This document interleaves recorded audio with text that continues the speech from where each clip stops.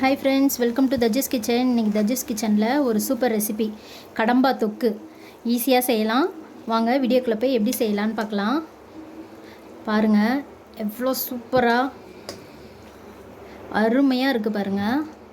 பார்க்கும்போதே சாப்பிடணும் போல் இருக்குது. மேலே கொஞ்சம் கொத்தமல்லி. செம ஈஸி ரெசிபிங்க, ஈஸியாக செஞ்சிடலாம். வீட்டில் எல்லாருமே விரும்பி சாப்பிடுவாங்க.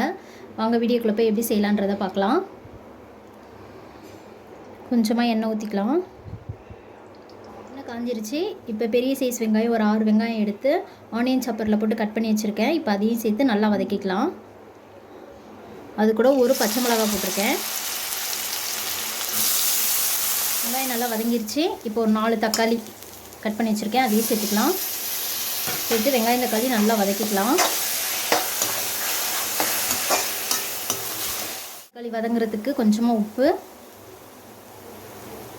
மஞ்சத்தூள் ஒரு 1/4 டீஸ்பூன் போட்டு நல்லா கிளறி வதக்கி விட்டுக்கலாம். தக்காளி போட்டு தக்காளி நல்லா வதங்கிருச்சு. இப்போ அரைச்சி வச்சுருக்க இஞ்சி பூண்டு பேஸ்ட் ஊற்றிக்கலாம்.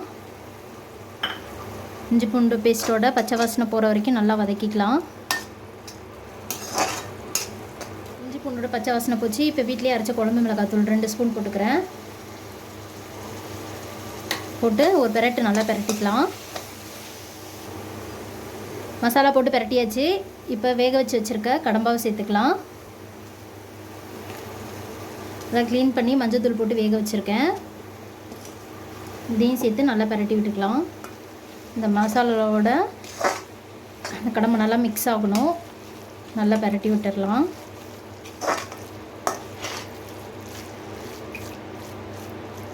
மூடி போட்டு வச்சிடலாம். பாருங்கள், கடம்பை நல்லா சுருள நல்லா வதங்கிருச்சு. தொக்கு ரெடி ஆயிருச்சு. சூப்பரான கடம்பா தொக்கு ரெடி. இப்போ கொத்தமல்லியை போட்டுக்கலாம்.